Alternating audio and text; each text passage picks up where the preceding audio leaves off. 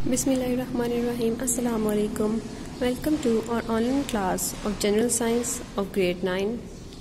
Today we are going to study branches of science, science की शाखें. पिछले lecture में हम लोगों ने मुसलमान साइंसदान और पाकिस्तानी साइंसदानों को पढ़ लिया था. अब हम लोग आगे साइंस की शाखें पढ़ेंगे. साइंस की शाखों में बहुत सी उसकी ब्रांचेस, बहुत सी शाखें हैं जिनकी सबसे पहले आपको डेफिनेशंस अच्छे तरीके से याद होनी चाहिए और साथ में अगर कोई उसकी एग्जांपल्स या उसके बारे में जो भी इंफॉर्मेशन बताई गई है वो आपको याद करनी है. ये लॉन्ग क्वेश्चन के लिए भी इम्पोर्टेंट है और इसमें से कोई भी आपको ब्रांच वो शॉर्ट क्वेश्चन में लिखने के लिए दे सकते हैं. सबसे पहले हमारे पास है फिजिक्स. फिजिक्स वो इल्म है जो बिलखसूस मादी अशिया और इनकी तवानाई वगैरह से मुतल्लिक होता है. फिजिक्स को पैमाइश की साइंस का नाम भी दिया गया है, यानी कि फ़िज़िक्स में हम लोग जो भी हमारे पास अशिया मौजूद होती हैं और उसके अलावा उनकी एनर्जी और जो भी उनकी हम लोग मेजरमेंट्स करते हैं उसको हम लोग फ़िज़िक्स की ब्रांच में स्टडी करते हैं. क्योंकि इस इल्म का ताल्लुक ज़्यादातर नाप तोल से है, क्योंकि हम इसमें मेजरमेंट्स करते हैं, नाप तोल करते हैं कि अगर हमारे पास कोई भी चीज़ है तो उसकी हम पैमाइश लेने के लिए, उसकी चीज़ बेसिक सी चीज़ों को मालूम करने के लिए हम लोग फ़िज़िक्स को स्टडी करते हैं. मैकेनिक्स, हरारत, रोशनी, आवाज़ और इलेक्ट्रिसिटी वगैरह इसकी शाखें हैं. आगे से फ़िज़िक्स की जो शाखें हैं वो ये तमाम हैं. ठीक है. देन केमिस्ट्री हमारे पास है. केमिस्ट्री साइंस की वो शाखा है जिसमें मुख्तलिफ अशिया की माहियत, तरकीब और इनके कीमियाई खवास का मुताला किया जाता है. माहियत का मतलब है कि वो चीज़ है कैसी, तरकीब मतलब वो किस से मिलकर बनी है, और कीमियाई खवास का मतलब है कि उसकी क्या खसूसियात हैं. उनको हम लोग स्टडी करते हैं केमिस्ट्री में. दुनिया में हर वक्त बेशुमार कीमियाई तामुल वाक़या हो रहे हैं. हमारे अपने वजूद के अंदर भी बेशुमार केमिकल रिएक्शंस वक़ू पज़ीर होते हैं. मसलन खुराक का हज़म होना, खून का बनना, खून का साफ़ होना वगैरह. यानी कि जो हमारे जिस्म के अंदर ये तमाम अमल हो रहे हैं जिसमें हम लोग खुराक खाते हैं वो हज़म होती है, खून बनता है या खून साफ़ होता है, ये तमाम केमिस्ट्री से रिलेटेड है. तमाम केमिकल रिएक्शंस है, कीमियाई तामुल हैं जो हमारे अंदर वक़ू पज़ीर हो रहे होते हैं. फ़िज़िकल, नामियाती और गैर नामियाती केमिस्ट्री इसकी अहम शाखें हैं. इसके बाद हमारे पास है बायोलॉजी. साइंसी तरीक़ों से जानदारों का मुताला करने के अमल को बायोलॉजी कहते हैं. यानी कि हम लोग जिसमें जानदारों को, जो जिंदा इज्साम है, उनके बारे में स्टडी करते हैं. बायोलॉजी दो यूनानी अल्फाज से मिलकर बना है. एक है बायोस और दूसरा है लोगोस. इन दोनों बायोस और लोगोस से मिलकर बायोलॉजी का वर्ड बना है. अब इनका मतलब क्या है? बायोस का मतलब है ज़िंदगी और लोगोस का मतलब है बहस. ठीक है. ये भी आपको शॉर्ट क्वेश्चन के तौर पर वो दे सकते हैं कि बायोलॉजी किन अल्फाज से मिलकर बना है, इनके मतलब बताएं. उसके बाद हम लोग आगे पढ़ रहे हैं कि जानदार अशिया में हमारे पास हैवानात भी होते हैं और पौधे भी. हैवानात में हमारे पास जानवर वगैरह, इंसान, ये तब हैवानात में आते हैं, और पौधे वगैरह हमारे पास जो होते हैं वो नबातात में आते हैं. अब हम लोग पढ़ने लगे हैं कि हमारे पास हम इसमें स्टडी क्या क्या करते हैं. इसमें हम जिस्म की बनावट, कि जिस्म किस तरीके से बनी है, उसके अंदर क्या क्या फंक्शंस होते हैं, क्या क्या स्ट्रक्चर्स हैं, उसके बारे में, जिस्म हमारा काम कैसे करता है, या पौधे जो होते हैं उनमें किस तरीके से नशोनुमा होती है, किस तरीके से तमाम तौलीद के मराहिल तय करता है वो. तो इन तमाम को हम लोग बायोलॉजी की फील्ड में स्टडी करते हैं. इसको हम लोग आगे फर्दर दो टाइप्स में डिवाइड करते हैं, हम बॉटनी एंड ज़ूलॉजी.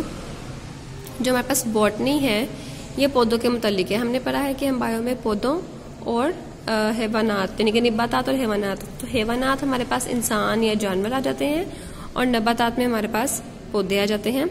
तो इस पौधों के मुतालिक जो इल्म होता है इसको हम लोग बॉटनी कहते हैं.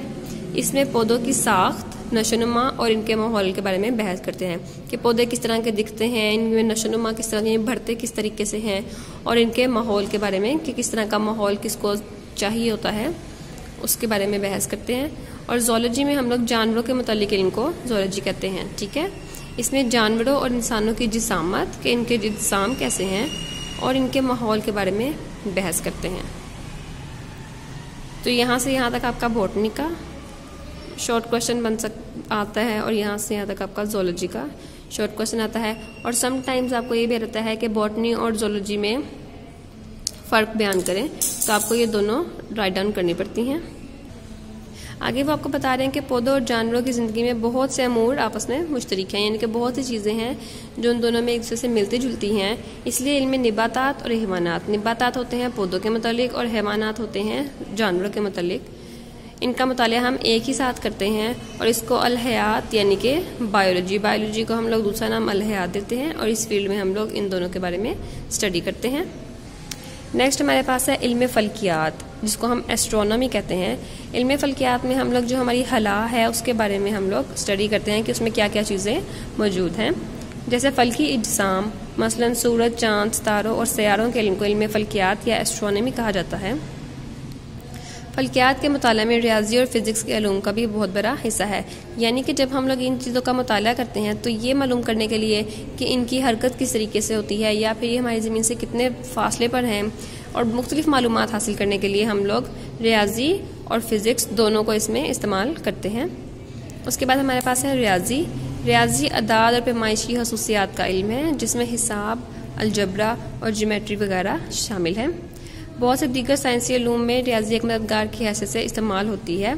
अभी आपको पता है रियाजी मैथ्स वो सब्जेक्ट है जो आप लोग भी स्टडी करते हैं और उसमें क्या क्या चीज़ें हम पढ़ते हैं ये भी आपको अच्छे तरीके से मालूम है।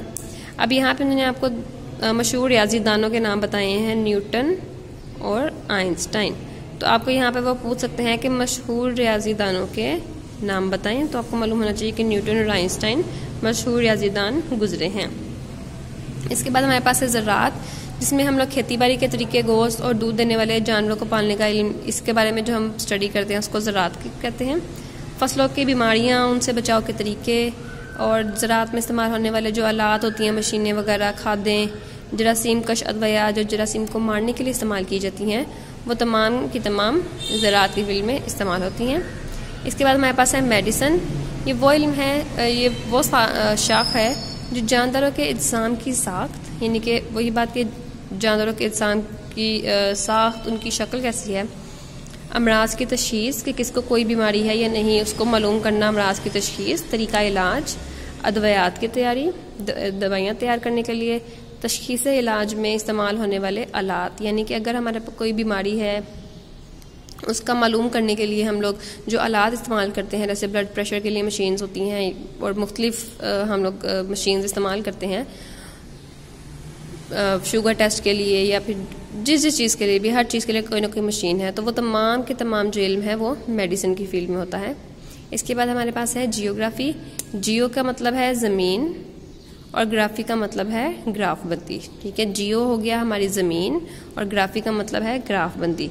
इसलिए हम जियोग्राफी को कहते हैं कि इसमें ज़मीन के मुख्तलिफ हिस्सों की ग्राफ बंदी की जाती है। ग्राफ बंदी करने का मतलब यह है कि उनको डिवाइड कर दिया जाता है खुश्की और तरीके इलाकों में, कि कहाँ कहाँ खुश्की है, कहाँ कहाँ पानी है, और तमाम ज़मीन के बारे में तमाम इंफॉर्मेशन हासिल करना, उसको हम लोग इसमें स्टडी करते हैं। इल्म जोग्राफिया में कुरा अर्ज़ के खदोखाल, ज़मीन, पानी, हवा, निबातात और इंसान के आपस में ताल्लुकात से बहस होती है। इन तमाम चीज़ों को भी हम लोग इसमें स्टडी करते हैं।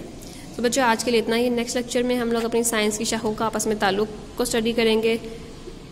तब तक आप इस टॉपिक को अच्छे से याद करें। For more video subscribe to our channel. Stay tune. अल्लाह हाफिज़।